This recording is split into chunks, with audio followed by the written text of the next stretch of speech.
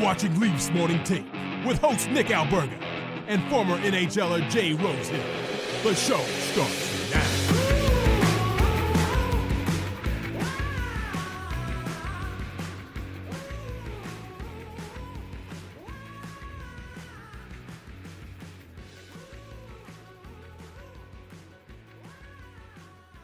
Bad, tired, sad. I don't know. Matt, use your adjective to describe disappointment. That is how I feel this morning, Nick. Uh-oh.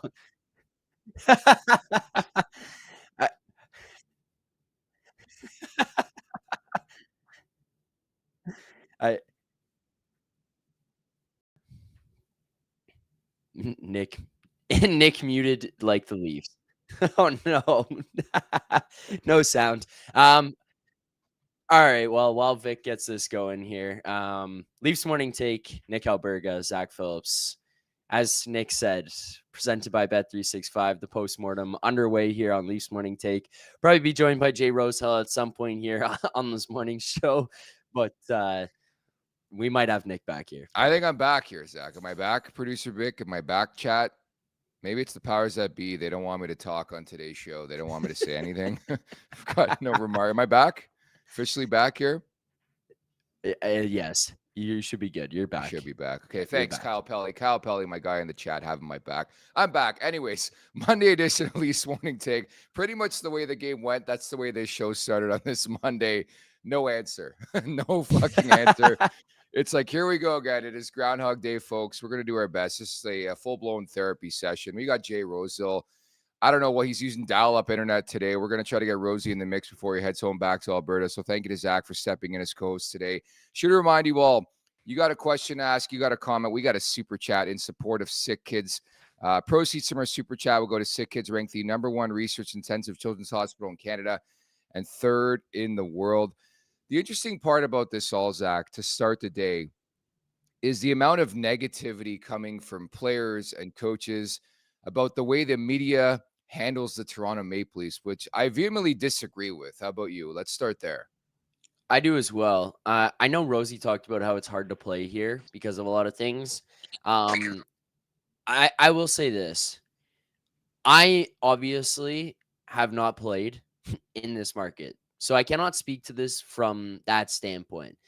The thing that drives me nuts about the whole, like, Matthew Tkachuk goes on Spittin' Chicklets this morning and he's like, oh, I think they'd be in an unbelievable team if they didn't play in Toronto because of the circus. That's bullshit to me. Honestly, I think that that's some bullshit because I get that affecting you in your personal life or like being annoying to deal with away from the rink, or knowing that, you know, if you make mistakes, it is loud on you. It is tough for you to hear those things. Okay, sure. Like I can understand that there's that. What I have a serious problem with is that they don't attack you on the ice. Like, they do not change the way you play on the ice. I get the mental side of things or the effect that it has elsewhere, but it does not change who you are as a player. It does not make you no-show when it matters the most. That is some pathetic excuses or pathetic ways to try to get out of this, is saying, well, the media and the fans make it tough and make it a circus to play in here. That's bullshit, man. That is just an excuse for you saying you can't handle the heat and you were not good enough, and saying, oh, well, they make it tough for us here. I think that that's just pathetic. The thing that gets me, these are all multi-millionaires vouching for the Toronto Maple Leafs. I wonder where this is coming from. Are guys talking, are Leafs players talking to the other players and being like, man, I can't believe this. It's so loud here. I can't do anything. The other thing is, like, accountability is a big word, I think, in life in general. Like, for example, us doing our job, our boss specifically holds us accountable. We fuck up, we're going to hear about it. I think there's got to be a bit of an extension to the media when these guys are getting paid a lot of money to perform and they're not playing up to standard. And, like, dare we question their integrity and their ability to rise up to an occasion? Like, I think it's crazy. I think there's nothing wrong with giving them heat for not producing. Like, it's not like this is the first time it's happened, dude. This is like 9 years, 10 years in at this point. Yeah. Also it's pointed out here in the chat, you want to talk about pressure and all that kind of stuff. How about playing soccer in Madrid or in the English Premier League? Or how about playing basketball in New York or baseball? Like, they find ways to win. These other teams find ways to win in these tough pressure cooker markets. Like, it's not like this is the only place on planet Earth that is hard to play in.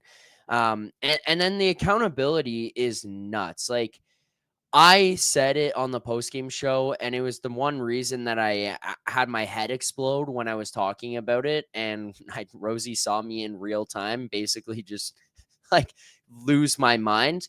The passengers comment from Austin Matthews last night was unacceptable. I'm sorry. Like, that is the captain. That's where it starts. And that's where we talk about the accountability. You own up to it. Say you weren't good enough. There's no issue with that. People will actually appreciate you more, especially in this market, if you go out there and say, I wasn't good tonight. I just don't understand how these guys just don't have that ability to go out there and just take it on the chin. Flush it down the toilet. Flush it down the toilet. Too many passengers. Shut the fuck up. You weren't good enough. Say you weren't good enough. There's no issue with that. Own it. Like, I can't believe these guys are just, again, back here talking about, like, we were close, like, well, yeah, tonight, too many passengers. You were the passenger. You weren't good enough, man. You know what got me is John Tavares used the word lesson to finish off his media scrum, and I'm No, he like, didn't. boom. I believe so. Another No. I don't know, it was something like that, and I was like, I had to flip the TV off after I saw that. But he was the most. I will say, I saw a bunch of the post game.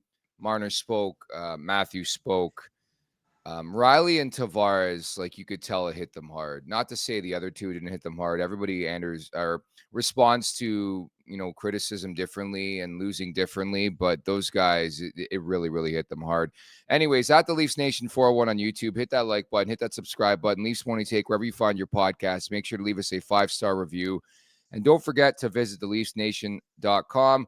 We're going to bring in Jay Rosehill. This segment is brought to you by our friends over at Greta Bar. Whether it's before, during, or after the game, it's the place to be on King Street West. Awesome street food and wicked arcade games. 590 King Street West. Greta Bar. Let the games begin as you bring in the one and only Rosie. What a mega rant last night. How are we feeling on this Monday, Rosie? Did I? I didn't know I went on a mega rant. I know my voice is gone, but I didn't think it was a mega rant. You question the character and integrity of the Toronto Maple Leafs. Yes, that happened. Rightfully so. Yeah. I think that point's been proven already on the ice. But I've had time to think about it. I think this morning, lots happening. I love the fact that I think I'm biased. I think we deliver really, really good stuff on this channel just because you guys do the post game and it's like, boom, right away. This is how I'm going to react. I like the fact personally, I get to decompress, think about what I'm going to say, come back the next day. But I think there's like now that you've had some time to think about it, Rosie, or like, where's your head at right now? Just disappointment that what everyone's fears were is the reality. This group didn't get it done after all. Like what we were worried about has come true again, and it's not a new feeling. But like, so what does that mean? And what are the changes going to be made? And now that whole new discussion comes on, because I think it's inevitable that Mitch Marner's gonna depart the Toronto Maple Leafs. So that's the next big conversation piece. But it's game 5 and game 7 to me, like, and it's to everybody. Like, you could hang your hat on the fact that this team did get better. Like, I don't think that's arguable. Everybody said that. Everyone saw that.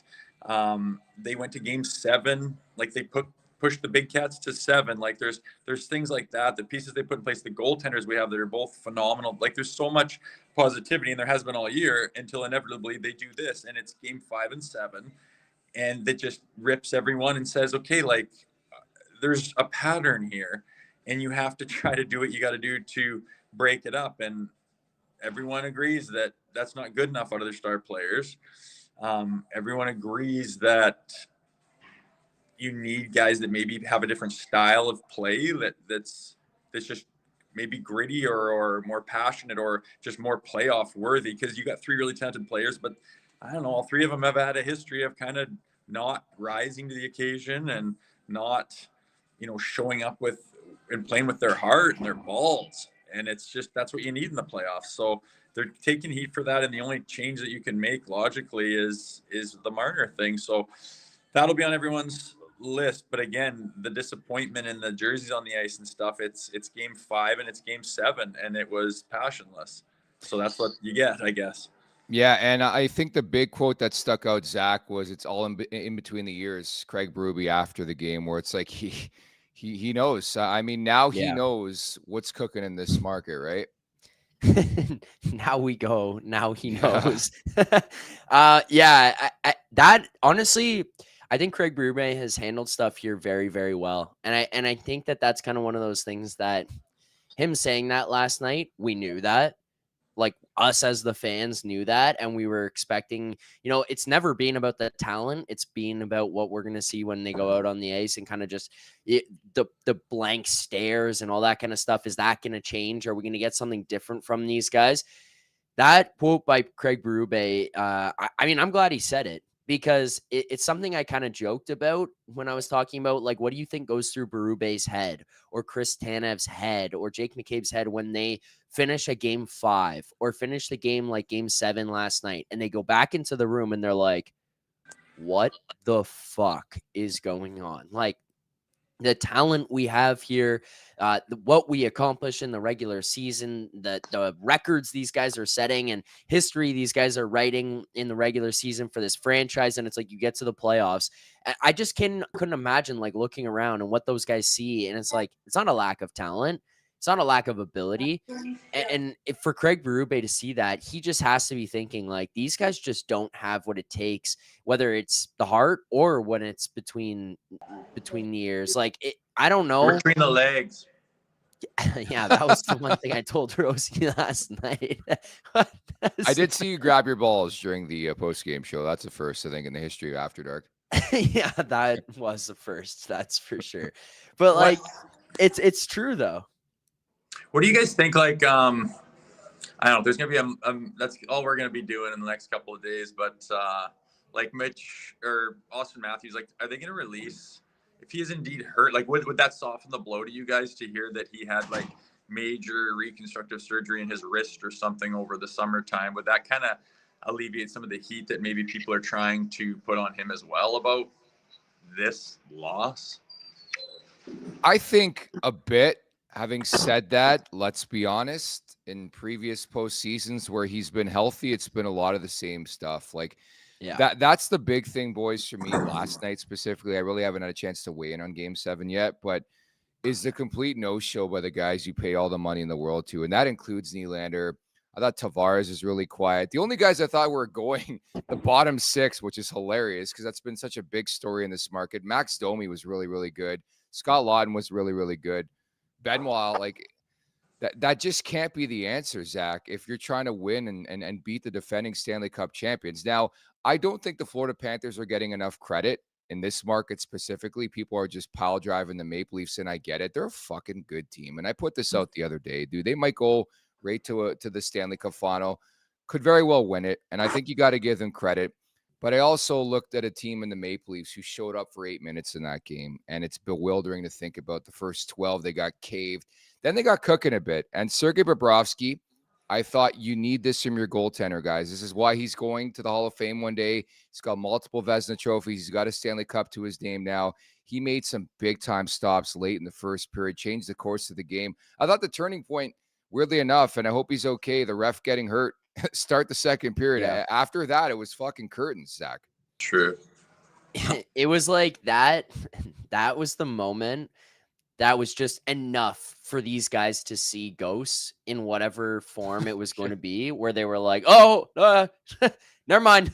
I don't want to be here. Let's get out of here. Like, I don't know. You guys have probably been around it in any sports or anything where it's like someone gets a serious injury. I'm sure you guys have seen them all the time, and it kind of spooks you a little bit. Where you're like, oh, and then it like makes the rest of the game a little bit weird. It was like that was the moment for the Leafs, and it was like, game 7. The Panthers were just like, check, please. yeah, the Panthers are like, fuck it, we'll take out the next guy's eye. I don't give a fuck. And the Leafs are like, no, we're good. We're okay to finish this thing up. Let's get out of here. We'll play the rest of this game under protest. The ref got hurt. Like we're out. We're out. That's all for us. It was unreal. And that's a good point, actually. Like that 15 seconds in, he goes down and the Leafs are like, thank you. Because you remember, like the second half of the first period, like they were buzzing, man. They had a couple of opportunities. Bobrovsky made some big. Could have been 2-0 Leafs. They were buzzing like they've never buzzed before. That was Yeah. a shooting gallery. Like the Panthers were on their heels. There was 3 breakaways. The Plus arena was nuts. Willie's like chance alongside Bobber's pad. Like they had chances up the ass, and then the second period, gonzo. And I mean, I want to like tick my cap to the Panthers because you're right, they are so good. But the question is, well, why was Lorentz standing out and why was Benoit standing out? Because they were just they just unleashed their bridle and just went, I'm fucking just gonna try. Like I'm throwing the kitchen sink at it here. And the other guys don't. Like you all the guys you just mentioned, they were not very noticeable last night. But like, how can that be? Like that's where the problem comes in. How can that be? How can you give them a break? And how can that be lessons learned? Like I know it's a big market and I know it's tough. And I get what they're saying with the stuff about the market. And it's not blaming the media for it. It's just saying that there's so much of it. It's so overwhelming and consuming that it's like, it's difficult to perform here. That's why they haven't won in years and years and years. And that's why players have come here and been dog shit and then go back somewhere else and flourish again. It happens all the time. It's because it's hard to play in Toronto. And that's not the media's fault. That's not the fans' fault. That's just a microcosm of the situation. That's just where you find yourself. That's what it is. You're not going to change it. So you got to bring in dogs who invite that kind of shit and do what Lorentz and Benoit were trying to do, but they're not designed to win this series. That's where everyone's mad at the Stars. Like, and it kind of makes sense. Like you say, there's just like, do you want to start running numbers? Do you want to start talking about the level of success? There's a lot of data there, and you can pull it all up. And those are numbers that I'll get behind because it's just the history of it. They've done it a million times. So here's a fair question, and Zach, you can go first. The calculator community, surprise, surprise, they don't like Craig Berube, and I'm jousting back and forth with a couple different folks in the calculator community, and I'm like, how could you tell me Craig Berube was not a good answer? Like, nothing away from Sheldon Keefe, but he gets to Game 7 against the defending Stanley Cup champions. He wins 7 games in the Stanley Cup playoffs. How much do you like? The blame pie, Zach, how much are you putting on coaching for this Game 7 loss? Absolutely minimal. I guess in a way you could have said like, hey, it was time to turn the blender on and get guys moving around or whatever. But like turning the blender on doesn't do anything. We've had a guy that turns the blender on. It didn't. Yeah. And the other thing here is like, what was that going to change in this game? The problem wasn't matchups. The problem wasn't line combinations or your goaltender or the defense. It wasn't the systems. The problem in this game and the reason they lost this series ultimately, and I'm not trying to take credit away from the Panthers, but is because you didn't have any fucking balls. Like you just didn't. And it comes down to the 4 again and them not having it. And I think that this season more than ever put them on an island where it was like, if this does not work, it's because of them. And if it does, they have been massive contributors because every other piece that was brought in here by Brad Treliving, the way it was constructed, who they brought in, all of it. This is the most playoff ready they've ever been. You heard it from everyone. Mm-hmm. Most media people who don't sit there and fucking have their Urkel glasses on, hammering away on calculators, saw it and were excited about what we were going to see this year. Whether it was the coach that was here, if it was just the approach that they were taking, all of it. They had all all the right pieces brought in. This is the best defensive team that they've had, the best defensive group that was built, all of it. Players on other teams, coaches. And at the end of the day, the guys who weren't able to push it over the top and weren't able to get it done and didn't show up when it mattered the most was the 4. Like, they did not show up. They wilted in the biggest moments. And you are talking about it. Rosie talked about it. I talked about it on the postgame last night. The best players on the ice last night were the bottom 6. That is not good enough. This is not a Craig Berube issue. That's not on Craig Berube, Rosie. Like, that is the 4 that needed to get going, and they did not. Like, this to me, if you are sitting here blaming Craig Berube, you need to give your fucking head a shake this morning. That is pathetic for you to be sitting there. Or you know what you need to do? You need to go cheer for the Pittsburgh fucking Penguins because your boy Kyle Dubas is there. Because ultimately, that's what it is. Like, those are the kinds of people who are sitting there being like, well, Kyle's the smartest guy in the room. Yeah, Kyle got you fucking 7 first-round exits and 5 games in the second round once. True Living and Berube were here for 1 year, and you got to game 7 of round 2. It's the farthest they've gotten in this entire core era. So save the bullshit on the Craig Berube blaming. Like, that's fucking useless. Rosie? About Berube? Yeah. Sorry. No, I echo Zach's sentiments. Less passionate about it because I'm just like, well, yeah, who would say that? Like, everything about what he did is been good.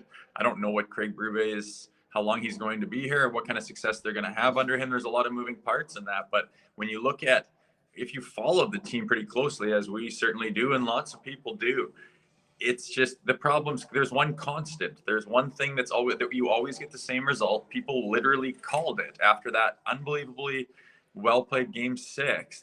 Or after game 5, the brutal one, people were calling it, saying they're going to win game 6 and then go to game 7 and just break everyone's heart. And they have different ways of breaking the hearts, whether it's losing overtime to Marchand scoring or something, or getting absolutely blown out of your own barn and jerseys and beer tattering the ice. It's just like they have spectacular ways of failing. You can see it from a mile away, and it's happened year after year after year. So it's not the goddamn coach from this year. It's the same shit that goes back this era. So the only thing you can do is tweak the hell out of the core, because that's, like, again, Lorentz was there, Benoit stepped up, all these guys stepped up. Like, you built a wicked team around you. I think that's what Tkachuk means when he says if those guys played elsewhere, like in a market where they didn't get scrutinized, they'd be fucking nasty. And you've got to, like, add that factor of there's some guys kind of not doing well with the pressure and performing under it. And unfortunately, it's the most important guys. It's your stars. And you can't have all of them playing like that. It's just an uninspired game of hockey. They don't have that. You got to tweak the core and bring some dogs in. It's just all you can say. And that's what I think they're going to try to do. To me, it's the entitlement too. And by now, I'm sure you guys have seen the clip of Mitch Marner telling the rest of the team to wake the fuck up, which, Rosie, I just think is a bit rich coming from that guy. I know people pointed out that his hair wasn't even wet. Like, look yourself in the mirror, dude. I did laugh at that. But yeah, I mean, some guys don't sweat, but it's just... You're a defender now. You're a defender. It's indicative of what people give him the trouble for, He's obviously heard the stuff about him not being passionate enough, so he decides to try to yell at the team to fire his team up because that's what he thinks you're supposed to do. But yeah, then everyone's just like, well, you're not leading the charge though. Like, Dude, McDavid, that top line did McDavid nothing could do that last night. That top line did nothing last night. Nothing. And like, McDavid can have a little meltdown and snap and say, wake the fuck up. But he's the one that's going to lead the charge every single time and perform. And all you got to do is go, holy crap, I'm following that guy. But if anyone followed Mitch, they would kind of have played an uninspiring, impassionate, not really dedicated looking series of hockey. Like, sorry, that doesn't win series. And I think people realize that. And if he's complemented in a different market with other players, he could absolutely not have to carry the load in Toronto, and watch him go and prosper. That's fine. But in this market, from everything we've seen, it just is what it is. Yeah. And to be clear, again, we're not Marner bashing game 7 across the board, just not good enough. Like, this is a Matthews thing. It's a Nylander thing, Tavares, Marner. Yeah. I'm looping everybody in. Again, Zach, the fact that the bottom 6 was the biggest story can't pin it on Wall either. Like, he wasn't great, but like, I'm not blaming Joseph Wall because the 5th consecutive winner take all game or whatever the stat is, they scored 1 goal. We talked about it yesterday. The magic number, probably 2. They just, you're not going to have a chance in hell of winning. And that just can't be the formula to success when you have guys who make over, say, $10 million and it's Steven Lorentz and Max Domi and Max Pacioretty and Scott Lawton, your best players. Like, it's wild. I mean, you can make a claim the Matthews line was 8 of 8 last night in terms of lines on the ice last night. Nuts. Yeah. It's a very, very good point. And the other thing too that just sticks out in that is just like they don't have pushback. Like they don't. Zero. Like Rosie talked about it. I can't remember what game it was with me, and basically told me like, I think it might have been game 4. He's like, well, the Florida Panthers are a very good team and they don't give you anything. And I understand what he's saying, and I think it's fair. And we do have to give credit to the Florida Panthers. My only counterpoint, and it's just looking at these guys and kind of giving my own head a shake, is like, if you are the best players in the world, and I'm not saying that you go out there and they're able to just create chance after chance after chance, but if they are the best players in the world and they are what they try to tell us or try to tell us with the amount of money they make or whatever, you need to be dangerous. Like, it doesn't have to be getting just outrageous high danger opportunities that are going to show up on the charts after that we're all going to look at and say, holy shit, this guy did that, and that, or he was on highlight reels or whatever. But they need to be creating. They needed to be making life difficult for the Panthers. I watched so many times in last night's game. Here's Mitch. Here's Austin. Cross center ice. Florida Panther comes within 3 feet of them, 5 feet of them, and they're like, put it in the corner. I don't want this guy coming near me. And then all they do is hit the brakes. And, Rosie had talked to us about it and said it on the postgame show not too long ago. Like, you can't dump and change. It can't just be dump and change. There needs to be chase. And unfortunately for them, and I think Matthew Nyes is hurting. I know he played through that last night, but for a guy like that and what we've come to expect, he seems not as effective as you'd expect him to be, especially in a game 7. I think he's hurting. But point is, he's still the only guy who's going out there and doing it on that line. Here's Matthews, here's Marner, Nylander, pucks in the corner, hit the brakes. And like, there's just no drive, nothing to bring anybody else into the fight from these guys, no creating space. Like, they just can't fight through any of that. Maybe they're not the superstars that they fucking think that they are. Like, maybe they're just not. Maybe these guys are better as Robin than they are as Batman. Like, I don't know. Like, it's just watching that. It just felt like these guys aren't drivers. They're not the guys who are going to push you over the top to be able to do it. That was a disappointing showing last night, to put it like. It's the numbers are revolting too. Like 2-4 in potential series clinching games for the core 4. The power play again, same shit every year. Like 2 for 20. They didn't get a power play. I thought the refs did a good job of staying out of the game. I will say the Panthers get away with the most picks in the league. Like, this is not me complaining. They do. They're really, really effective in how they play their brand, their style. And the only penalty was a too many men on the ice penalty. But that power play, and considering all that star power, we're going to beat them on the scoreboard. 2 for 20, very reminiscent of 1 for 21 last year, Rosie. Yeah, it's wild how much of a deja vu feeling it is, even though they went deeper than they had in the past, and even though they played much better hockey this year and put a lot of pieces together that were exciting. At the end of last year, it was this just grotesque power play that cost you the series. Another game 7.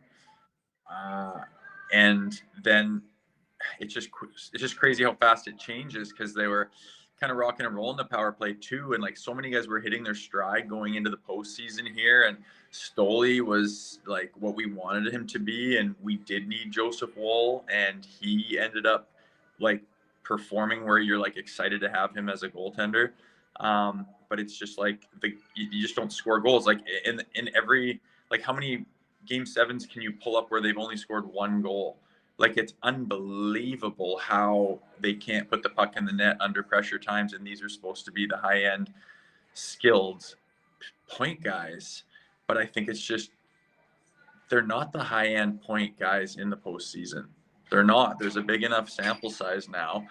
It's different type of players, and I think management needs to look at that. And I'm not saying they're blowing everybody up, but the time has to be right too, and the timing for Tavares and Marner is right. Like, what do you realistically think you can get if you let them walk? And you can't tamper or anything, but do you have an idea of like who's out there and who might be interested and who wants out of XYZ? Have you done all your homework and your due diligence? Do you think you can make your team better if you let those guys walk? That's going to be some big time meetings and decisions being made here in the next short while, really. But again, we're at the same spot we were last year. Couldn't score any freaking goals. And then even now there's like some embarrassing shit in the playoffs, which I thought this team had that Jekyll and Hyde thing figured out. It did not appear like that in game 5 and 7. It was like, now the jerseys are flying and the beer's like, Jesus, like how did it melt down that fast? Like only in Toronto. And again, that's a microcosm of this market and why it's difficult and everything else, but it is what it is. You got to figure it out. Just disappointing to be, looking at those power play numbers and all the other numbers that are just adding up and just racking up every year. Nick, do you think that there's a better understanding of why Nick Foligno, Ryan O'Reilly, Noel Acciari, they came here for 20 games, went through a playoff run and said, I don't think this is what I want to do. I don't think it's because of media. I think that they were in that room. They looked around. They saw what happened when things got tough, and they just said, this is not going to be successful, and this is not where I want to be. I'm genuinely curious if they did like testing on the players one-on-one and like, we won't reveal your answers. Don't worry. No Mike Babcock here. How do you truly feel about these guys? What the response would be?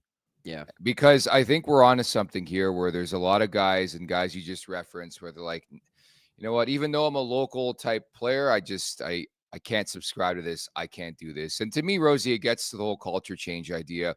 Now's your chance to reimagine this roster if you're Brad Treliving. Like, even to an extent, I loved what John Tavares brought to the table this season. But if you want to go big, you got to go big. And that would maybe even look at John Tavares moving on and Mitch Marner moving on, because I think this is, I know you're not a big basketball guy, but we always like to relate it to like Kawhi Leonard and that trade, like tore that room apart pretty much. Kyle Lowry and DeMar DeRozan were best friends, and Masai Ujiri's like, I don't give a fuck. Mitch Marner and Austin Matthews, probably best friends, really, really good friends. They love each other. I mean, they're brothers. Matthew said it last night. That would shock a team, you would think, like the way it shocked the Raptors, where it's like, we're here to win. We're not here to sing Kumbaya.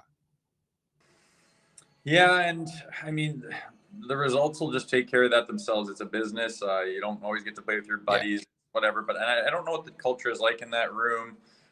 There's always different types of cats, and anyone that did come to this team probably saw its potential and how awesome it is to play for the Leafs and what it's like to be in that organization. But there's other things that come into play for people, and that, their family and where do you want to live and what country do you want to be in. There's lots of things that go into it, and we're never going to find out exactly why people stay and why people don't. But we do know that people look at it as an opportunity to do something special. Everyone looks back and talks about their time on the Maple Leafs as being like, I'm really glad I got to experience that. Like it's a unique experience. It's really fucking cool. And that comes with other things though. There's lots to it. And culture change or not, it's just the types of guys that are, all the eggs are in that basket. It's already proven though. You're not going to get it done with them. There's too much of one thing, maybe, whatever you want to call it. But I think inevitably that's what everyone's coming down to. And that's what makes sense. Everyone watched the games and saw how the team performed.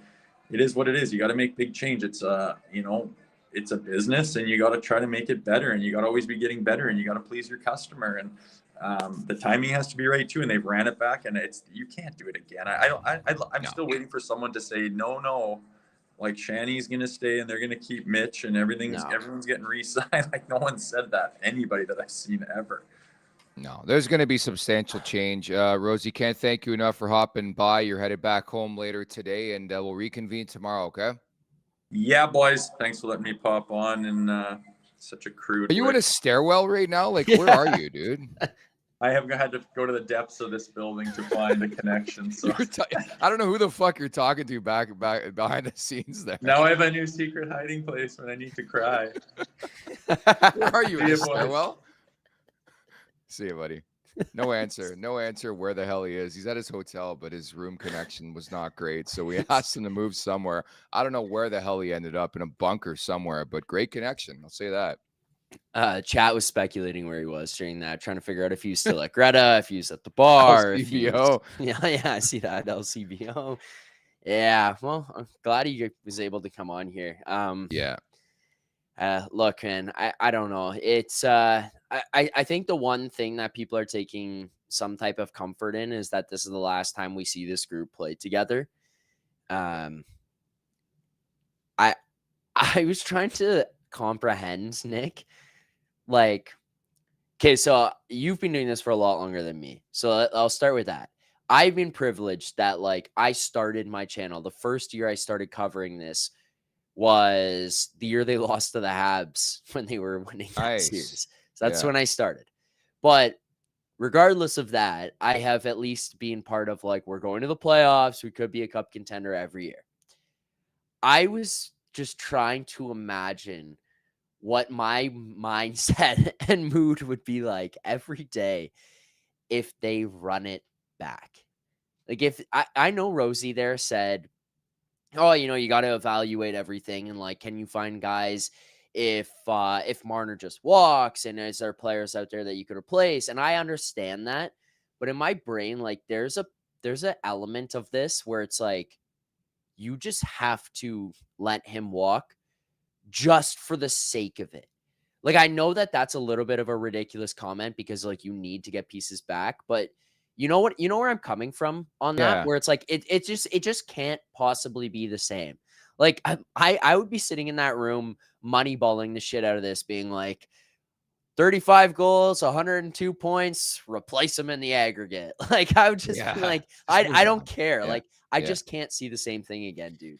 Yeah, the one thing I will bring up that we're obviously going to monitor leading up to July 1, the leverage the Leafs do have in this whole thing is they're the only team able to give 8 years to Mitch Marner, sign and trade. What do you think this guy's going to try to fetch, right? The extra year on the contract. So I think I don't think the Leafs are going to say anything outlandish over the next couple weeks. They're going to probably keep it in-house, which is fine. But there has to be a world where you try to work with another team on a sign and trade, and you try to get something back at the very least. I think, who's going to step up? There's going to be teams lining up, I think, for Mitch Marner, but I couldn't agree more. Like, these guys are not stupid. They're not idiots.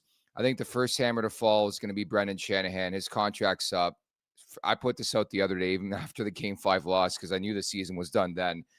Like, Brad Treliving, I wouldn't mind if he's promoted to president, whether it's Brandon Pridham is the new GM or somebody else. I think that makes a lot of sense.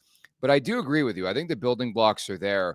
I just think one thing is profoundly clear now because they've gone through different GMs, coaches. The core hasn't changed, but the core is just not getting the job done. And I want to loop in Morgan Riley to this conversation too. The one thing I will add, because I was asked this question yesterday, why doesn't Morgan Riley get as much heat as the other guys? And I don't know what your vantage point or stance is on that. I just think he's a likable guy. He's always been excellent with the media, very stand-up guy, answers the bell. I think the other thing I would add, too, from a fan perspective, it always seems to be Morgan Riley who steps up to the plate. We saw last year with Ridley Gregg. Like, why is it Morgan Riley? You got a billion different guys on the roster, but it's Morgan Riley, a long season, veteran of this Maple Leaf squad. So maybe that's why he gets off the hook. He was not good in that series. They just dominated Morgan Riley. And then in turn, I didn't think Brandon Carlo was very effective after a really strong showing in round 1.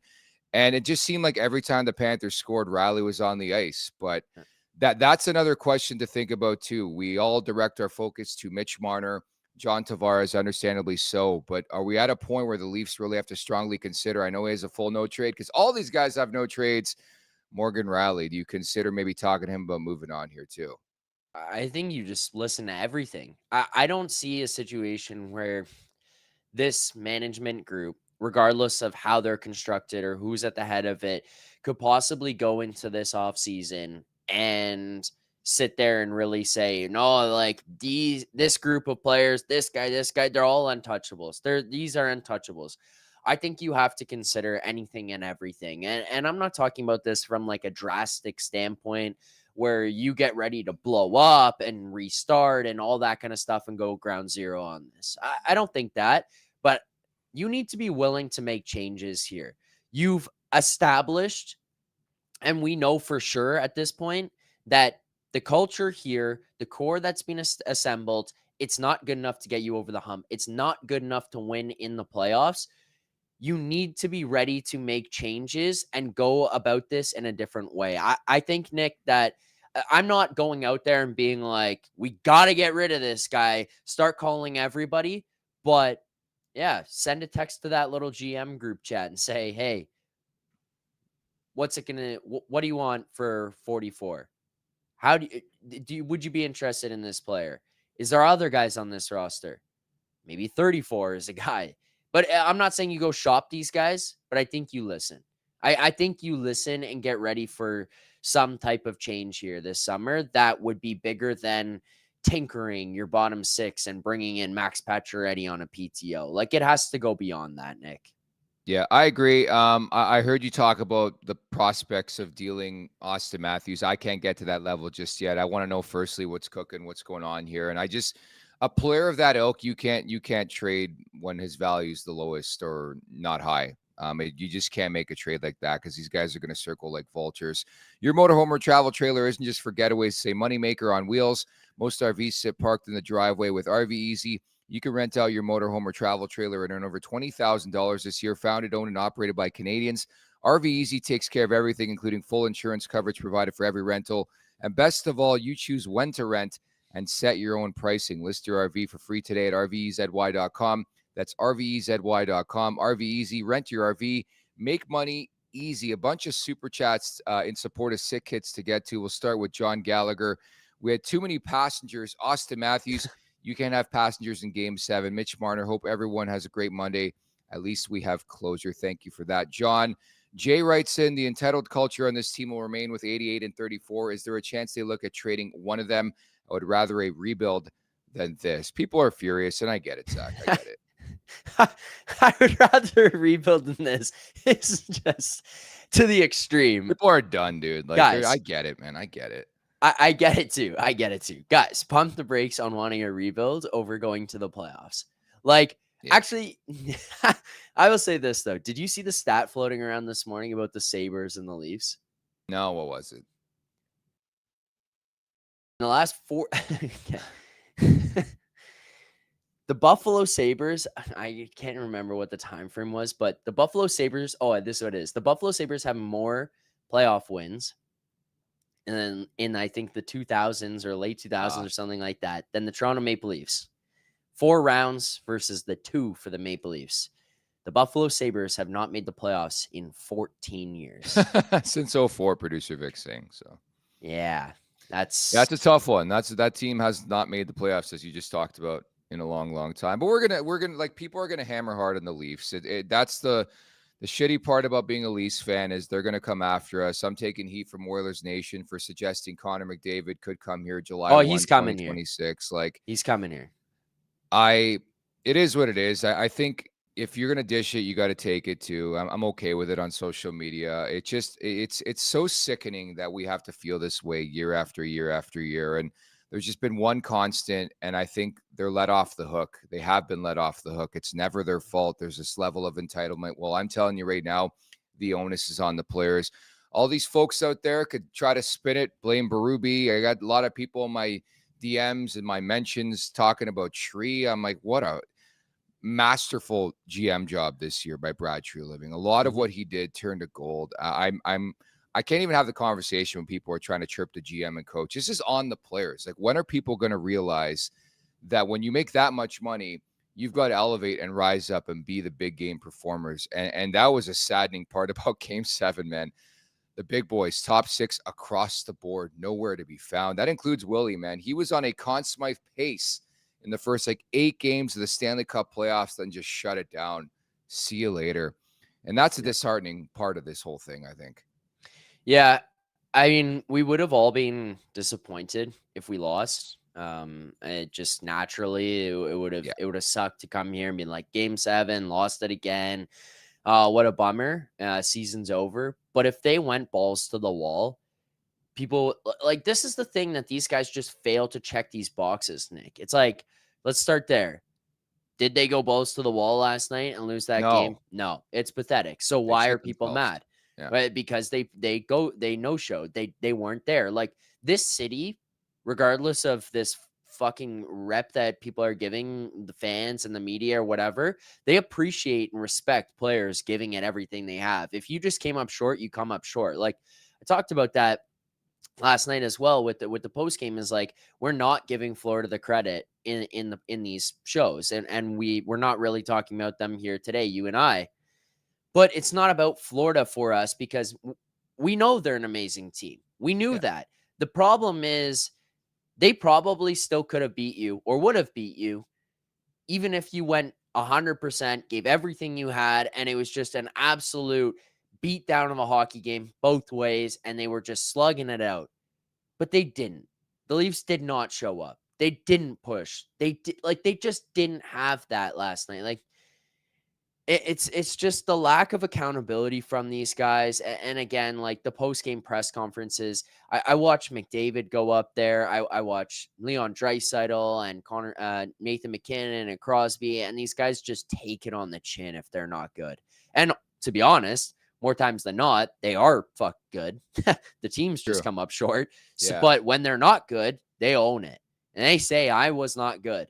These guys here, too many passengers. Shut the fuck up. Shut the fuck up. That's why people lose their minds with these guys when this stuff happens. It's just, if they go up there, hold themselves accountable, people will be like, all right, they admitted it. It eases the pain a little bit. People are just at the end of the rope with these guys. They just can't handle this stuff anymore. And it just really feels like that's the other part about bringing these guys back.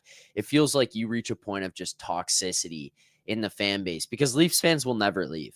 They're going to buy the tickets. They're going to show up. They're going to watch the games.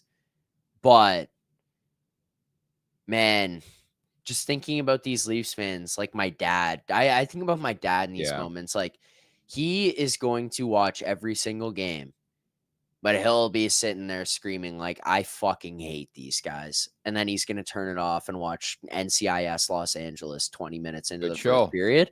But he'll have watched to start, and then he'll just call it quits. But he'll be there, but he's just going to hate them. And like, that's where Leaf Station gets to. Yeah, and the only thing I can grab from last night, like, who made the decision that Justin and Haley Bieber had to be behind the bench behind Mark Savard last night? There's no other place in the building to put two celebs. Like, I thought that was a weird decision. I know it's I mean, I feel like he probably asked to be there. No. Yeah, but it's like, no, we don't want like the whole circus around Bieber behind. Like, it was bizarro world. Anyways, at the Leafs Nation 401, hit that like button, hit that subscribe button. Nick Alberga, Zack Phillips, a little postmortem for all you folks, a therapy session, if you will. We'll continue on with the super chats. Tammy writes in, appreciate this in support of sick kids. I couldn't get over how dry Marner's hair was when he was screaming at the players to wake up. Not only did he not try hard enough, but his sense of entitlement was on full display last night. You're bang on. I thought Rosie's breakdown was really good. It's probably Marner overcompensating, to be honest, where people are like, this guy's a pussy, so soft, never has any response. Well, I think he went over the top the other way last night with that. Like, you can't do that when you're a guy who's not like pulling the boys. Like, he was nowhere to be found in that game. It was perimeter. You're right. Like, it felt like the first time the Ducks played Team Iceland, where, they would shut them down at the blue line. They'd come the other way in a 5-on-0. I know I'm referencing the best movie of all time, but it felt that way. It really, really did, where it's like just no response, no gumption. But even Team USA, aka the Ducks, figured it out. The Leafs haven't yet. It was kind of funny. I wouldn't give you an answer on the Marner thing, but it was kind of funny. It was like the Panthers were playing like Red Rover at their blue line. Like the Leafs would break out of the zone, and the Panthers were just standing there like, let's go, come through us. And then the Leafs would pull up and be like, no, not this one. It's too hard. Dumping in the corner. Too tough. Like, yeah. Fuck this. The Marner thing, though, look, I am definitely especially hard on him. That's been known, but it's one of those ones where it's like that is going to stand out forever in his final game as a Leaf, him doing that with the driest hair of all time. I think he had 0 goals, 2 assists or something in like games 5, 6, and 7. I don't even know if it was 2. It might have just been the 1. But anyways, it's like in those games, he just doesn't show up. He doesn't have it. And it's not just the point production. It's the effort. It's the intensity. It's the will. It's all of it. And I mean, I watched the Prime doc. I've referenced it over and over, but I watched McDavid losing his mind at the boys in the room in that one, saying like, not good enough, not good enough. I would be sitting in that room going, fuck, he's right. That wasn't good enough. And I go for the next period, like, let's fucking go. Like, I got to get going here. Connor McDavid is yelling, not good enough. And I'm watching that guy go out shift after shift, doing what he does, bringing the intensity. I see Mitch Marner do that last night. I'm on that Leafs bench. I'm Scott Lawton. I'm like, really? You roll your eyes. You eye roll. Really? Yeah. You make $10.93 million. Scott Lawton is sitting there making whatever, $2 million his contract is. And he is probably the best Maple Leaf on the ice last night. I don't know. You could pinpoint.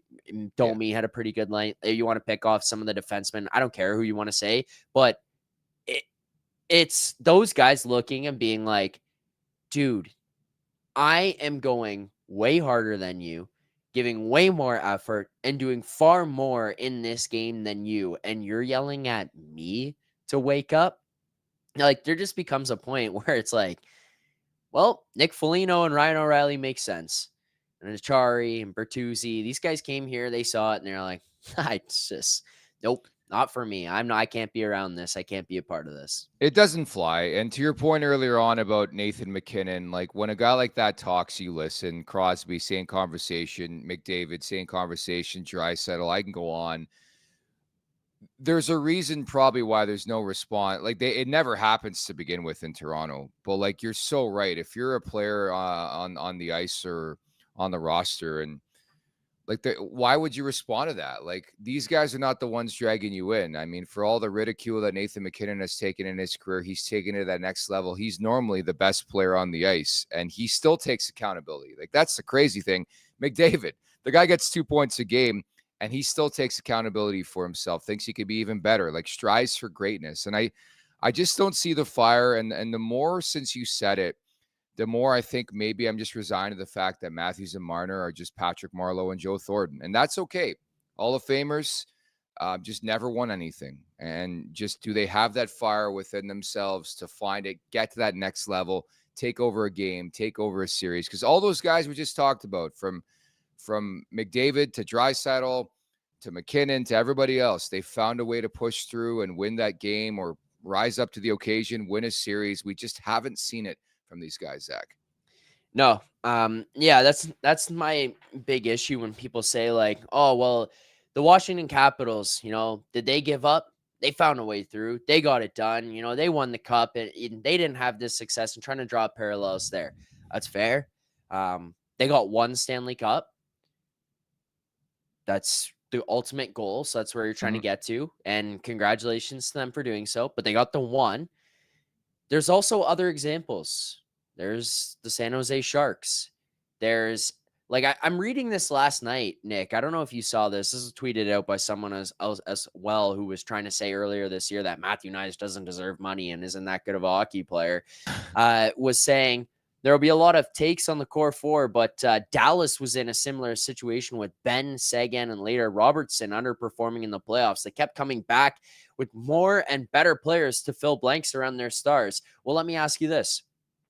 How many Stanley Cups has that Dallas Stars team won? 0. And they're going to lose to Edmonton. Watch. Okay. So what the fuck are we doing? And also, by the way, this Leafs team has filled in more players around the Stars for 9 years now. Yeah. And it's failed the same way for 9 years. Yeah. Like, I don't know. That you just get to a point where it's like, you can stick with this forever. And at the end of it, we may just be left with like, here are some of the greatest regular seasons and franchise records that we've ever had. And that's it. And if people are okay with that, people are okay with that. But I'm not. The whole goal here is to win the Stanley Cup, not put together franchise records and regular season records. I could give less of a fuck about that. I would rather finish 8th and limp into the playoffs and win the Stanley Cup than this bullshit that they do year after year. You're going to laugh, but down the road one day, we're going to be old as fuck. And who do you think's jersey is going to be hung to the rafters at Scotiabank Arena? 16s will not be hung in the rafters. You don't think so? No.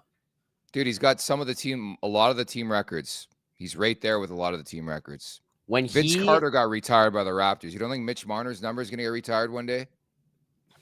Participation trophy ass fucking organization, I'll tell you that. But it's a fair point, man. Like and the other thing I would add too, I can't subscribe to the people that have been complaining about, if Marner just waved. This is a bigger story that the cool aspect of the whole Mikko Rantanen trades now is somehow, some way, Colorado was able to negotiate an initial contract that didn't involve a full no trade clause to one of the best players on the planet. People are losing sight of that. And not to defend Mitch Marner, but I have to defend him because it was his every right to waive and not even talk about it. They gave it to him, right? And as a player, you're allowed to exercise that. So that's the one thing I wanted to add is that I don't blame Mitch Marner. I know he's getting heat for some reason. Why would he want to leave in season? I can't get to that level, Zach. I can't. No. I don't blame him either. It makes complete sense. You have a no move. Like, you're not going. You don't have to. It's a ridiculous thing for people to be mad at the player for not waiving that. But I do understand where Leafs Nation is coming from, and where I also look at this. It's not about being mad that he didn't waive the no move. It's knowing that the deal was on the table. He said no, and he didn't show up. That's the issue with these guys, is if you show up and you've got this no trade and you say you're not going to do it, and then you fucking perform. You come in here and you go balls to the wall. You put points on the board. That will just erase all of it. He doesn't do that. And then on the flip side, Mikko Rantanen, who had the deal on the table, was willing to come here and play in Toronto, was willing to sign the extension. He's leading the playoffs in points. Yeah. They could win this guy could win the Conn Smythe. He's going to be the MVP of the playoffs if they get to the finals and win this thing, which he is now 1 round away from the finals, 8 wins, 2 rounds away from winning the Stanley Cup. And he's got a team-friendly deal that he signed to for the Dallas Stars. And everybody knows Mitch wants $14 million fucking dollars. That's the issue that people have. It's not that he didn't waive that no trade, no move clause. It's just how this plays out after the fact. And I will add on there, and this is a hypothetical, but him walking for nothing, that is going to sting a little bit there as well. If it ends up being to a team based in Raleigh, North Carolina, this guy will be the most hated Toronto athlete ever. Ever. Yeah. Because if he turned that down for Mikko Rantanen and then he goes there in the summer for nothing for this Leafs team, he will be easily the most hated athlete in the history of Toronto sports. And I completely understand why. Zach, I'll tell you, time heals all, man. I was a huge Vince Carter guy growing up. I still support him to this day. For some reason, he has me blocked on Twitter. I don't know what that's about, but he was absolutely despised, hated. I went to the first game. He came back, and he just stopped playing. He gave up, man. He's like, I'm not dunking anymore. He's such a bitch. And they just retired his number. So time heals all wounds. We'll see what happens with Mitch Marner, but really, really unfortunate. The fact that we have to have this conversation right now, the fact that that's the way it ends on home ice, back-to-back games on home ice in game 5 and 7, just a complete no-show for Marner. And quite frankly, the rest of his teammates as well. And support us, sick kids. Jose Duarte, thank you so much for the super chat. Core 4 didn't score enough. You're right on that front. Scotty on the scene sends a super chat as well. Dubas, Keefe stunted the growth for these guys. The time wasted with Keefe and Dubas, 0 defense, 0 toughness. Teams absolutely molded them into chumps. You're right. I think for the first time in a long time, I can get behind this team because I love their blue line. I love their crease. I think their bottom six needs some tweaking. Quite frankly, in my opinion, there's some players on the roster right now, Nick Robertson among them, where they just don't fit. They don't fit with what Craig Berube is selling. Ditto for Morgan Rally. And now it's up to management to make some tweaks and get some players, some dogs in there who play great Craig Berube type hockey. And if they don't, then I think it's going to be more of the same thing. But I think it's going to be a very polarizing, very unique offseason. When's the last time the Maple Leafs had this much cap space, right? Yeah, that's a good point. There's also two guys coming up here in this free agency that I think the Leafs are going to be calling and saying, what's the number? What's the number? Let's find a way. And that would be Brad Marchand and Sam Bennett, because I think they both have that DNA that you and I are talking about that these guys need here. And you're going to need other pieces around. And it's going to be interesting because I want to see how creative they get, because this isn't the best free agency class. And fuck, dude, you just lost Game 7 last night. Be We're honest, talking about great. Free agency. No, it's not great. Yeah. But like Sam Bennett's there. That's intriguing. Brad Marchand is there. I mean, as long as you're not getting your doors blown off with whatever AAV that's going to come in at, that's intriguing as well. But trades, finding ways to start trading guys and moving pieces around, because I look at that Kawhi deal and DeMar DeRozan going. People didn't see that coming, like that was something that kind of came out of nowhere, and it changed the entire fortunes of that organization. And I just feel like it's going to have to be something here where it's a shakeup that comes from Brad Treliving. And I'm not talking about David fucking Kampf getting moved here for some piece. Like, I'm talking about some legit pieces being moved and shaken up here. Hey, did you see that Brad Marchand quote last night? And I just don't know. I never know if the guy's trolling or not, but he said he was a Maple Leafs fan growing up. I didn't see that. Yeah, that was like literally the first thing he said. I think he's trolling, dude. I think this is like one of the smartest, most media savvy guys ever. But like, Zach, what do we say going into Game 7? Who scared you the most? Brad Marchand. What do you have? 1 and 2? Like, shocker. It was Marchand again. He it's just watching him do stuff. I'm like, man, this guy plays the media like a fucking fiddle. It's unreal. He's like, says stuff about how they have killer instinct, and then you know that the media takes his quote and they go down the hallway and they're doing their job. Like, it's not a problem, but it's like they're asking the most fragile fucking players in the entire world these questions, and they should be asking the questions, but Brad's like, they got killer instinct. And then they go down the hall and they're like, Brad says you have killer instinct. They're like, too many passengers tonight. Yeah. And it's just like, are you fucking kidding me? Hey, oh yeah. What Paul Maurice said, that guy's masterclass at it too. Paul Maurice said here today that it wasn't a 6-1 game in Game 5. What do you make of that? I know. Dude, he's so good at the media, so savvy too. Like, he even went on games after the game. He's like, he was still talking about Game 5, how it was a close game, man. I'm like, Paul, like, the gig's up, dude. You guys dummied the Leafs, and that's all that happened. Justin G writes in, by the way. Yeah, rope-a-dope. Justin G writes in, Marchand was a Leafs fan growing up. His favorite player was Darcy Tucker. I remember his interviews when he was drafted. Well, if that's the case, then I know I'm calling on July 1, because that's all I could think about watching the game last night. Get this guy on the team. You cannot beat him. Dude, he's 5-0 in Game 7s against the Maple Leafs. Like, to reference that, I think he's going to be a Leaf. You think so? Yeah. I think he's going to be a Leaf. Why would any player want to come to Toronto, considering everything we've seen? Well, it's the pause. I actually was like, I don't know. I don't know. I tried to like say an answer, and then I just was like, there's no answer. I don't know about that. The only thing look, I'm going to try to give you an answer here. The only thing that I think, let's take Brad Marchand aside, because I have a different answer for him that I'll give you in a second. The only thing that I think would be appealing is that they're still going to have star players here. They did construct this in a way that is much more playoff, like geared towards playoff success. I think we can all agree on that. Berube's here, True Living's here. As long as those pieces are going to be here, that stuff is intriguing. And endorsement deals, the fact that you would be treated like gods, those things are intriguing. And I think that that's why players would have a sniff around. And knowing that this core as it is isn't going to be here is also something that would be like, okay, maybe there's something different coming. Maybe I could be a part of that.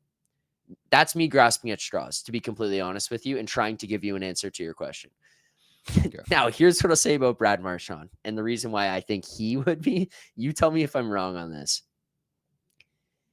I just think he's such a fucking troll that it would be so perfect for him to be here, because he would just have said all of this shit that he has said and done all of the damage to this fan base emotionally, mentally, all of it, all of the numbers he's done, all of it. It would be the perfect way for this guy to go out and be like, I told you I was a Leafs fan. And then he signs here after kicking the shit out of this team on like the boogeyman in the Boston Bruins, and then he goes to the Panthers, and it's just like, oh no, it wasn't the Bruins, it was just Brad Marchand, because he does it to them again as a Panther, and then he's like, I was always a Leafs fan. Like, this would be the perfect troll act for this guy. That's why I think it would work for him to come here. But that's like a illogical explanation. This is just me just trying to piece together why he would come here. But I do think he's coming here. I stand by that. I think he's coming here. All I could think about was deadline day and Rosie's reaction when Marchand got traded to Florida. It's like, of course, because we all knew this was inevitable. They were going to play the Panthers in the playoffs, and it's like, here we go again. I don't know. Like, to me, there's something to. He's hated the Leafs his entire career. He's owned them, yeah, but he's played so many games against them. Like, it reminds me of, who was it? The former Montreal Canadian. I think it was Josh Georges. He waived his no trade clause because he didn't want to play in Toronto. Ends up signing in Buffalo or something like that. I can't, like, even we talked to Linus Ullmark last summer, and I'm sure I disclosed on this podcast, but before we recorded the interview, I was like, hey, is Toronto a realistic option for you to get traded to? And he's like, no. He's like, he pretty much intimated that he hates the Leafs because of his time in Boston. Think about Brad Marchand's been there for like 15 years in Boston, all the games he's played against the Leafs. So I'm with you. I would love to have Brad Marchand on the Toronto Maple Leafs, and it's crazy the day after the season concludes, we're having a elaborate conversation about this, but we're at a point where if you can't beat him, try to get him to join you. Like, it's, the guy's got so much fire. He's such a big game player. He's played so many games. Fuck, bring him in, give him an A, and sign him for a couple of years and hope for the best, because something needs to change with this team. Anyways, last super chat to get to. We're going to wrap. We got a whole off season, a couple months to break down the Maple Leafs. We're not just going to have a 16-hour show here. Yeah, Nick, my girlfriend was like, what do these guys talk about? Like, is this the last Leafs morning take? Like, that's it? And I was like, no. There's. I won't lie. I stayed up late last night thinking about how I'm going to produce, like our talking points for the next month and a half, like what we're going to talk about. I could only have so many Mitch Marner conversations, JT conversations, but I'll try my best. Try my best. Yeah. Last super chat is Katsi, right? Said Mitch and AM34 both struggled, but note that AM34 was at least there throwing hits. I guess. Yes, he wasn't scoring, but acknowledging that he came up with a way to at least participate in the game. Mitch did. And I don't know. I disagree. Like, you are making the most money in the NHL. And like, I didn't notice Matthews at all. And I told you guys watching the game at Greta Bar last night, I noticed Steven Lorentz quite a bit. Noticed Lawton quite a bit. Like, there isn't a shift that sticks out where there was like a dog play by 16 or 34. And I'm like, wow, that top line's buzzing. Here we go. Didn't feel that way. There was one shift in the third period. I think Matthews 6-1 finished the Panthers. check. I think it was 4-1. And I was like, well, there they are. Like, that was all they had. I look, this is the last I'll say on it. I don't know what we're going to find out about this guy being injured or whatever. I don't know how severe it is. We'll see if he says anything or if the team releases anything. And they might, knowing these guys, they might just leave it at, yeah, he was dealing with something. And then that's all we're going to find out. And then it'll be fucking Steve Simmons putting out an article that'll tell you our medical history. But my only thing here, we've said it so many times, but dude, you make $13.25 million, $10.93 million. You cannot just be Passengers. a good player out there. You can't be a passenger, to use that word again. You are paid not to win faceoffs and be a defensive player. You are paid to score goals and be a game breaker. Like this was just not good enough from top to bottom, everyone involved. You know, I just have nothing else to even add on that point. I don't know, Nick. You can't have this conversation again and walk away being like, well, his wrist was sore. Oh, well, he won faceoffs. Oh, he was good defensive numbers. No, I don't care. I don't care anymore. This is the final point of all of this for me. I think a lot of Leafs fans, like, that is it. That is it. No more excuses. No more learning lessons. No, you cannot give these guys a pass anymore. The lessons had to be learned. Like, you met him last night. I made jokes that my buddy showed up to the bar last night and watched the game with us. Like, that guy was in fucking undergrad for 8 years. He was in undergrad for 8 years. This guy was setting franchise records for how long you could be in undergrad. Will Ferrell in school, yeah. He learned his lessons before this Leafs team did. Yeah. You know, he learned his lesson too. Producer Vic, it is very insane. Producer Vic is in a mood, you can tell, because he put up a poll on YouTube. Should the Leafs re-sign Mitch Marner? And I think 85% saying no. It was 400 votes. 85% said no. How do you even ask that question after like whatever transpired last night? But anyways, again, we got a couple months to break this all down. Want to get in the action for Stanley Cup playoffs? I bet 365 they got you. From game props, player props, totals on the money line. You can even bet on futures like series winners, conference champions, the Stanley Cup champions, and much, much more. Whatever your bet is, it's never ordinary at Bet365. Download the app and get in the game. It's an official partner of the Stanley Cup playoffs. Must be 19 or older, Ontario only. Please play responsibly. If you or someone you know has a gambling problem, visit connexontario.ca. I'll be honest with you, Zach. The biggest bet I made last night, didn't want to tell you, but I had the Panthers money line. I'm sorry, bud.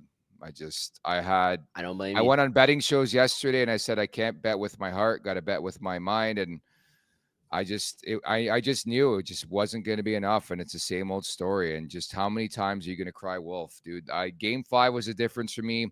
Again, there's going to be a lot of conversation in the coming days. It's game 3. You're up 3-1. You're up 2-0. And the Panthers found life. You let them back in the series. And that's going to do it for another Maple Leafs season. But to give a bet, I've said this since day one. We talked about McDavid. I got the Oilers winning the Stanley Cup. There's 4 teams left. I just think he's going to will this team to a cup this year. I just get that feel that they're a team of destiny. Any bets you like over the next couple days? I was gonna go against you, so yeah. I just was trying not to. I didn't know what you were gonna say. I was gonna pick Dallas. So. Oh, okay, go ahead. I don't know. I think I just kind of get the feeling like this Mikko Rantanen miracle run is just going to continue. I don't know. I wish I could give like a real bet for people, but I've been looking at like I would try honestly to be looking for like different Conn Smythe prices, see what you can find out there. That's probably the best, most fun way to bet this down the stretch, because then if a team loses or whatever, like you could just have rooting interest in a player. I don't know, man. I have a feeling that this Cats team is gonna beat the fucking wheels off the Hurricanes. Carolina, yeah. And then the response for the Canes will be signing Mitch Marner. That's what's gonna put them over the top against Florida. Do you quickly on that? Just do you agree like that will make him just outrageously hated if he signs with the Canes? Yeah, I think he'll go where the money is. Definitely. Right now, if I'm handicapping things, I wouldn't sleep on the New York Rangers either. I think there's teams out there that are going to get horny in the offseason and want to do something drastic. He'll go where the money is. I don't really pin it that way. If Carolina gets close to what he's looking for and they're desperate and maybe they lose another series and Mitch Marner's there on July 1. But I think the best case scenario for him is get out of Dodge. Go. I know I saw on Twitter, like when Johnny Gaudreau went to Columbus, people were like, what the fuck are you going to Columbus, right? Like, Yeah. Maybe that's the type of move Mitch Marner needs to make for the betterment of his career. Just go Let's go to somewhere else. Buffalo. Yeah, that would be the worst spot because their media is pretty heavy there too. Montreal, like I, if I'm him, I'm staying the hell out of Canada. Maybe Chicago. But anyways, I don't care. This is Leafs Morning Take. Lastly, just to wrap, I want to thank everybody for the support throughout the Stanley Cup playoffs. You guys, were great. You were there for us. Greta Bar was buzzing last night. We even flew Rosie into town, and just they took a fucking massive dump, but it was like Waterworks edition, where it's like it's spraying. You don't know what else is coming out your ass, man. It's just a shitty feeling. Yeah, you need the bidet. My grandparents used to have a bidet back in the day, and I was like, what the fuck is this? And now, as I'm older, I've learned to appreciate it. Want to thank producer Vic, you as well, man. You guys have put in a lot of fucking time, man. Like, me and Rosie just turn on the mic pretty much. We do our thing. We say some nonsense. We turn it off. But you guys are the true MVP, so appreciate you guys. And we will continue. Again, as your girlfriend astutely asked you, I guess, last night after the game. No, we're going nowhere. I'm paid salary, man. I'll be here on fucking July 7th. I'll be here on August 6th. I'm going to Europe for a couple weeks in late August. But other than that, we got you covered. All systems covered here on Leafs Morning Take. So, Zach, great job. And I'm sure we'll talk in the next couple weeks moving forward here. Yeah, I'm around. I appreciate it. I appreciate you, everything you guys do here. You, Vic. I mean, Vic was there helping me out with everything at Greta as well, helping make sure my show ran smooth. Thank you to everyone at the Leafs Nation team. And thanks to everyone in the Leafs Nation in the chat. And again, as much as I could say it, I can never say it enough, is just I don't get to do this if it's not for the chat, you know? Yeah. Like this doesn't happen. I don't get to be here. I don't have this opportunity, even possibly to be on this channel and just have the platform. Thank you guys. Thanks to the chat. And thank you, Nick. I appreciate it. You got it. That's it. That's all. That's a wrap on the 24-25 Maple Leafs. I believe locker room cleanout day is coming either tomorrow or Wednesday. Can't wait for the quotes from that. The biggest question we have here is what was ailing Austin Matthews, and pretty much everything else I couldn't give a shit about. But anyways, we're going to be here to break it down. For Zack Phillips, I'm Nick Alberga. Thank you to producer Vic at the Leafs Nation 401. Hit that like button. Hit that subscribe button. I see you, Rosie, in the chat as well. Rosie, back in the mix. Tuesday edition tomorrow. Take care, everybody. Make sure to check out more of our content right here on the Leafs Nation YouTube page. We got long form interviews, we got clips, we got epic rants by Jay Rosehill. We simply have it all. And don't forget, you can find out much more at theleafsnation.com. Thanks so much for watching.